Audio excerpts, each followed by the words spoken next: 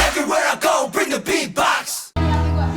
Jamaah, oh jamaah, alhamdulillah. Alhamdulillah jamaah, masih di Islam itu Indah dan hari ini kita sedang membahas tema Ikhlaslah engkau seperti surat Al-Ikhlas. Masya Allah, tadi di segmen sebelumnya sudah dijelaskan oleh guru-guru kita apa sih definisi ikhlas, terus juga ada kisahnya. Nah sekarang kita akan bahas lebih dalam. Saya mau tanya sama AA Reza nih. Afwan AA, izin bertanya Jelasin lagi.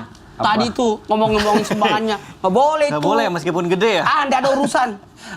Izin bertanya nih. Sekarang banyak yang ngomong ikhlas tapi suka diungkit-ungkit kembali. Nah, bener nggak sih Allah itu menghitung amal kebaikannya setengah kita jika ternyata kita mengungkit-ungkit amal kita. Nah ini penjelasannya. Silakan, ini boleh berdiri dulu. Oh iya, baik. Terus, ya. Alhamdulillah bahwasanya apa yang sudah kita lakukan itu terus kita mengikut-ngikut gitu Iya. kan amalan itu di dalam surat Al-Baqarah 264 juga dijelaskan ya ayyuhalladzina amanu la tubtilu shadaqatikum bil manni wal adza. Jadi hai orang-orang yang beriman, janganlah engkau merusak sedekahmu dengan sering menyebut-nyebut dan menyakiti hati penerimanya. Jadi memang di situ Allah menyampaikan jatuhnya jadinya riya nantinya. Ria itu ingin dipuji, ingin mendapatkan pujian atau dipamerkan seperti itu. Tapi kan itu urusannya tentang hati ya. Hati, betul. Apakah niatnya dipamerkan itu untuk diungkit-ungkit itu, untuk mengingatkan orang itu, untuk berterima kasih kepada Allah dan berterima kasih kepada orang yang membantunya, tergantung dari orangnya juga niatnya seperti apa. Tetapi yang pasti kalau kita sudah mengungkit-ungkit, sudah kita menyebut-nyebut sedekah kita, itu lebih condong ke arah riya memang, gitu loh. Lebih condong kepada arah ingin dipuji atau ingin menyakiti hati Pak. Misalnya, Dibanding dakwanya. iya betul. Apalagi nyebut angkanya 1M gitu. Wah, misalnya sebut-sebut. Tapi sekali lagi, selama dia melakukan kebaikan itu, mau pernah yang ditampakkan itu baik, kata Allah kan baik. Kalau disembunyikan itu lebih baik, gitu loh. Nah, tinggal kembali kepada niat dari awal itu tadi misalnya. Iya. Jadi kalau misalnya memang sudah harus kita menyampaikan itu, memang mengajak orang untuk memang kita punya lingkungan nih kok bakhil semua sih, kok pada pelit sih. Iya. Udahlah gue bilang aja lah gue mau sedekah 1M, kira-kira ada yang ngikut nggak sih gitu loh. Itu kan dakwah juga sebetulnya niatnya. Tapi bukan menunjukkan gue udah 1M nih gitu loh. Maksudnya jangan gue-nya gitu loh, jangan merasa diri di situ ada malah di situ tidak hanya ria, di situ ada kesombongan. Itu hati-hati. Baik. Jangan sampai, karena la yadkhulul jannah, tidak akan bisa masuk surga man kana fi qalbi misqala dzarratin min kibri. Tidak akan bisa masuk surga orang di dalam hatinya ada sebesar zarah aja kesombongan. Apalagi sama seperti ria juga kan? Iya. Akan habis sebetulnya amalan itu. Kalau di dalam surat Al-Baqarah tadi 264 tadi disampaikan orang ini bagaikan batu yang licin, di situ ada debu, kemudian tersiram oleh air yang lebat, kemudian habis. Malah bukan setengahnya lagi, amalannya lagi. Habis betul-betul. Karena betul-betul tidak lillah, tidak mengharap ridho Allah, tidak ibtigha mardotillah. Kalau hanya mencari ridho Allah dan lillah, insya Allah amal itu malah as-shadaqatu bal yazdad. Malah bertambah. Dan insya Allah di situ ada keberkahan.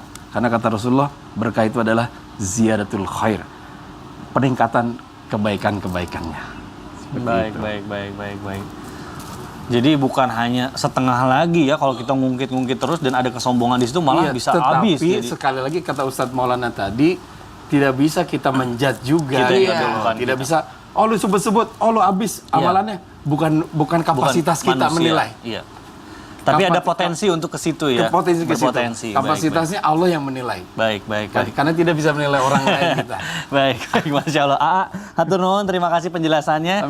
Saya mau nanya sama seseorang tapi ngumpet kebiasaan. Ustaz, apa dong izin bertanya? Aku jadi nggak enak juga tadi. Kenapa? Aku kan bilang tadi, kamu tidak ikhlas.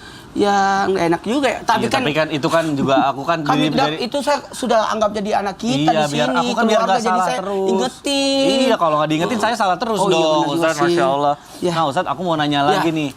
Emang bener ya kalau misalnya belajar ikhlas itu sangat berat dan sulit. Namun bagaimana sih caranya membuat dan mempertahankan agar hati dan kita tuh supaya gampang gitu bisa selalu ikhlas dalam kondisi apapun? Ini susah banget. Kondisi apapun tetap ikhlas. Iya. Oh baik. Nah ini mohon penjelasannya. Saya bahas ya. Iya, tafadol. Izin Siap. Bapak ikhlas. Bapak Kiai.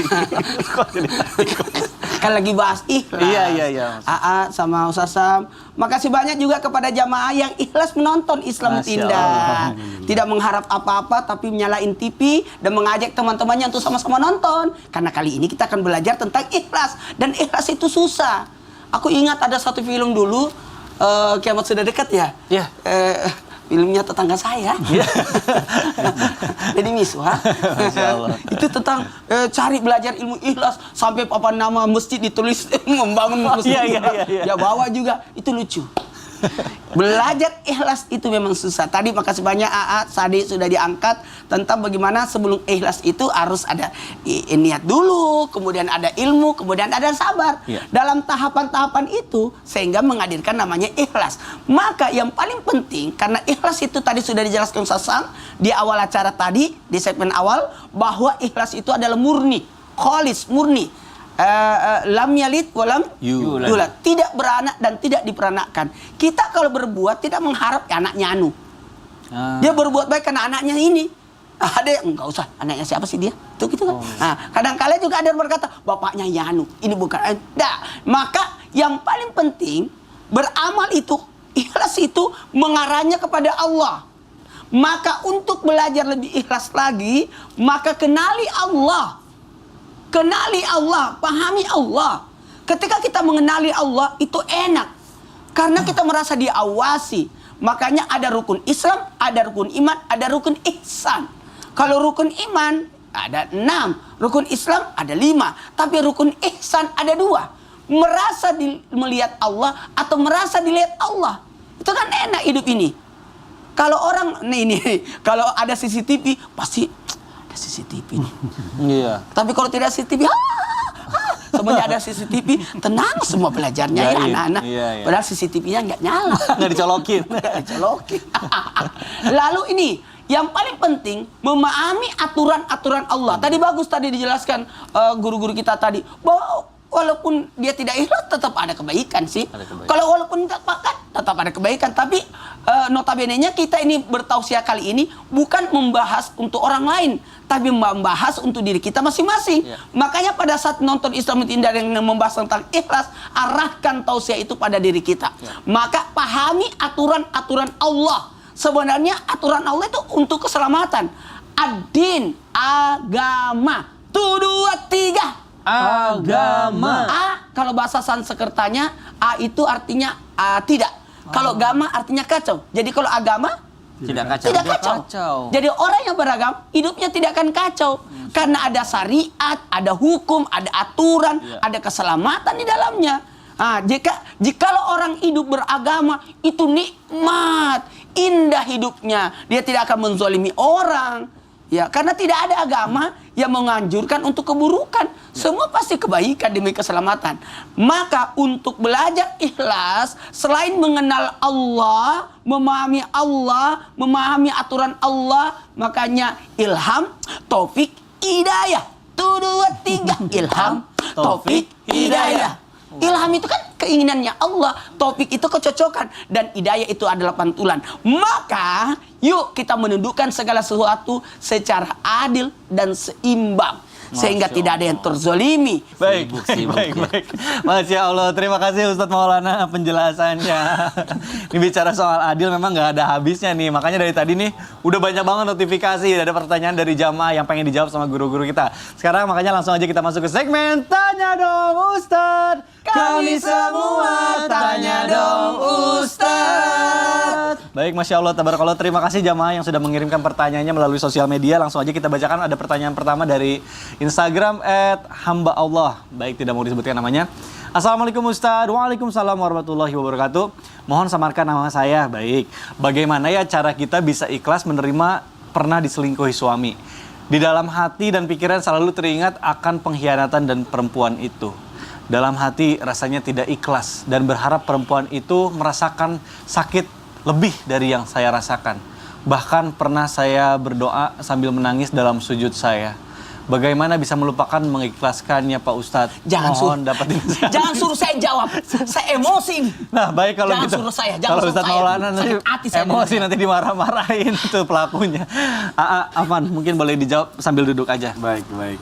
Jadi kalau melihat diselingkuhi kisah ini. ini Iya. ya, kita harus mengambil dari caranya Allah juga bagaimana Gimana mengatasi tuh, Pak? urusan ini kan. Karena sifat orang-orang bertakwa itu, orang-orang beramal soleh itu, yang pertama ada walakadziminal ghaid, harus menahan amarah. Yang kedua nih emang agak-agak susah juga nih, walafina anin nas, memaafkan kesalahan orang lain. Itu susah banget tuh. Jadi kalau urutannya dulu seorang istri ini mendapatkan perlakuan dari seorang suami seperti ini, sebenarnya kan membuka aib juga nggak boleh ya. Betul, betul. Tapi ini untuk ada solusi lah di dalamnya. Iya, mencari solusi. Jadi tahan dulu amarah, ya. Terus maafin dia. Maaf. Sabar Ustadz Maulana. Ada tambahannya, doakan dia. Doakan. Ya, kalau bisa hebat lagi seperti Rasulullah, bersedekah kepada orang yang menzoliminya. Allahu Akbar. Udah ngambil suami orang lagi, masa mau dikesedekain sama dia? Sakit hati saya itu. Bukan sedekahin suaminya ya, maksudnya ngasih sedekah kali ya. Iya, jadi bersedekah, doa itu kan sedekah juga. Oh, iya, Berdoa, Jadi ya, mendoakan. mendoakan. Jadi Baik, siapa tahu dia pulang, dia minta maaf sama istrinya setelah melakukan hal-hal yang tidak baik. Malah itu kan kejujuran itu kan the most important thing gitu. Iya, iya. Kadang jujur tapi kulil haq walau kana muron, kan sampaikan kebenaran itu walaupun pahit gitu. Iya juga Tapi sih. kita harus bisa maafin Iya dong. juga sih. Aduh, ya sabarlah deh. Baik, terima kasih ya. Mudah-mudahan Sami-sami. terjawab. Kita lanjutkan ke pertanyaan kedua. Ada pertanyaan dari Instagram @Tanti Audina. Assalamualaikum Ustadz. Waalaikumsalam warahmatullahi wabarakatuh. Berikan pencerahan Ustadz bagaimana kita harus mengikhlaskan kepergian anak kita. Rasanya sakit sekali ketika Allah ambil lagi titipannya ini.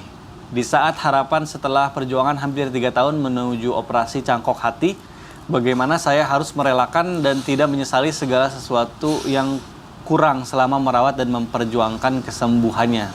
Terima kasih Ustaz. ya Allah. Wah, Masya Allah. Ustaz Syam. Bismillahirrahmanirrahim. Pak, Ustaz Maulana, Mas Mikdad, serta guru-guru kami yang dimuliakan Allah Subhanahu wa Ta'ala, serta penanya yang insya Allah diluaskan hatinya, Amin, dilapangkan amin, Allah. hatinya oleh Allah Subhanahu wa Ta'ala. Karena sesungguhnya sudah dijelaskan sebelumnya bahwasanya ada perbedaan antara ikhlas dan ridho. Kalau menerima takdir Allah seperti kejadian tadi, ada takdir Allah yang begitu mungkin kurang berkenan di hati manusia, karena kita manusia ini nggak tahu sebenarnya apa rahasia di balik sebuah musibah. Kalau kita bisa menerimanya namanya bukan ikhlas tapi ridho. Seperti meninggalnya anak kita, pasangan kita, orang tua kita, kehilangan harta, kehilangan apapun itu, maka ketika kita menerimanya namanya ridho. Bukan saya ikhlas kehilangan anak saya, bukan ikhlas, tapi ridho karena Allah. Kalau memberi baru ikhlas, saya ikhlas bersedekah, saya ikhlas sholat, saya ikhlas untuk membantu, itu ikhlas. Tapi kalau menerima itu namanya ridho. Bagaimana caranya agar bisa ridho akan ketetapan Allah Subhanahu wa Ta'ala? Yang pertama, barang siapa yang tidak mau menerima ketetapan Allah Subhanahu wa Ta'ala, silahkan cari dunia yang lain. Artinya tidak dipersilahkan untuk hidup di buminya Allah Subhanahu wa Ta'ala, karena kalau kita sudah hidup di buminya Allah Subhanahu wa Ta'ala, alastu bi rabbikum qalu bala syahidana. Apakah kalian ridho saya sebagai Tuhan kalian? Apakah kalian sudah siap menyembahku, menerima apa segala yang apa telah aku tetapkan 50.000 tahun sebelum dunia ini kuciptakan? Qalu bala syahidana. Ya Allah, sungguh kami telah siap ya Allah. Of course ya Allah. Maka saat itulah kita dilahirkan, berhasil lahir di dunia ini. Maka kita semua ini adalah manusia-manusia siap. Kita ini adalah manusia-manusia yang telah bersaksi dan juga berjanji di hadapan Allah Subhanahu wa Ta'ala. Sehingga ketika tidak bisa menerima takdir Allah, berarti kita telah menyalahi janji kita. Itu yang pertama. Yang kedua, anak, rezeki, jodoh, ajal, semua adalah titipan dan juga ketentuan Allah Subhanahu wa Ta'ala. Allah memberikan kita keturunan, alhamdulillah. Allah menunda memberikan keturunan, alhamdulillah. Allah mengambil daripada buah hati kita, alhamdulillah ala kulli hal. Segalanya adalah ketentuan Allah Subhanahu wa Ta'ala. Tinggal bagaimana menata hati ini. Tidak mengapa seseorang meneteskan air mata. Sayyidina Muhammad sallallahu alaihi wasallam, nabi kita, Rasulullah sallallahu alaihi wasallam, beliau ketika meninggal anaknya meneteskan air mata. bahkan sampai terdengar ke rumah tetangganya, sehingga tetangganya mengatakan, batara Muhammad, habislah keturunan Muhammad, habislah keturunan Muhammad. Udahlah anak meninggal, diejek sama tetangga. Gimana sakitnya Rasulullah SAW meneteskan air mata. Para sahabat juga heran, kenapa Nabi meneteskan air mata? Maka Nabi SAW menjelaskan bahwa meneteskan air mata, menangis itu adalah sangat manusiawi. Kemudian ada satu kisah yang insya Allah mudah-mudahan bisa menjadi penghibur hati mbaknya atau ibu yang sedang bertanya tadi, tentang seorang yang bernama Malik bin Dinar. Malik bin Dinar dididik secara agama oleh orang tuanya, namun di usia remaja menjelang dewasanya ia menjadi seorang pemabuk berat. Menjadi seorang pemabuk berat, menjadi seorang preman yang luar biasa jahatnya, bengisnya pada saat itu. Beliau menceritakan sendiri, tidak ada satu kejahatan pun yang tidak pernah ia lakukan, kata beliau. Maka subhanallah, ketika itu ia melihat seorang anak kecil, seorang putri cantik yang lewat di hadapannya, lalu dengan dalam hatinya terbesit, ya Allah, kalau engkau karuniakan aku pasangan dan aku menikah, dan engkau karuniakan seorang anak, maka aku akan berubah, aku akan bertobat. Betul, Allah takdirkan ia menikah, kemudian ia dikaruniakan seorang putri kecil. Putri kecil inilah yang senantiasa mengingatkan bapaknya, wahai ayah, berhentilah engkau memabuk, berhentilah engkau minum minuman keras. Maka ia pun berhenti, semakin taat kepada Allah Subhanahu wa taala karena cintanya kepada anaknya. Namun suatu ketika anaknya tertimpa sakit dan meninggal dunia. Ia pun kembali menjadi seorang yang lebih bengis daripada sebelumnya dengan mengatakan, saya kecewa kepadamu ya Allah, engkau ambil anakku, dialah yang mengingatkanku kebaikan, tapi engkau cabut nyawanya. Saya kecewa kepadamu ya Allah. Suatu ketika Malik bin Dinar bermimpi, ia melihat ular yang besar yang ingin memakannya, lalu ternyata tidak bisa ditolong oleh orang-orang yang ada di sekitar. Maka ia pun bertemu dengan anaknya di dalam mimpinya dengan mengatakan anaknya, wahai ayah, tahukah engkau ular besar tersebut adalah dosa-dosamu, dan yang ada di sampingmu tidak bisa menolongmu karena itu adalah amal-amal kecilmu. Yang bisa menolongmu adalah kesabaranmu atas kehilanganku. Masya Allah, akhirnya diselamatkan oleh Allah Subhanahu wa taala, dan setelah terbangun dari mimpinya ia menjadi seorang ulama besar, disebabkan karena ikhlasnya, ridhonya menerima ketentuan Allah ketika Allah cabut nyawa putrinya. Wallahu taala a'lam. Oh, jadi memang logika manusia tuh nggak akan sampai sebetulnya dengan apa yang terjadi untuk kita ya. Nggak bisa. Di luar logika manusia. Nggak bisa. Tapi Ustaz Syam Afan ya, aku izin bertanya. Iya. Katanya ada ya kisah Ummu Sulaim dan Abu Talha yang bisa mengikhlaskan kepergian seseorang untuk selamanya nih. Aku jadi penasaran juga nih. Baik, bisa di zoom, jamaah di rumah bisa tatap mata saya. Waduh, Oke. serius banget nih kayaknya nih. Tarik nafas, buang, kita samakan frekuensi karena insya Allah kita jelaskan setelah yang satu ini. Tetap di Islamitin. Jamaah, alhamdulillah. Sudah serius.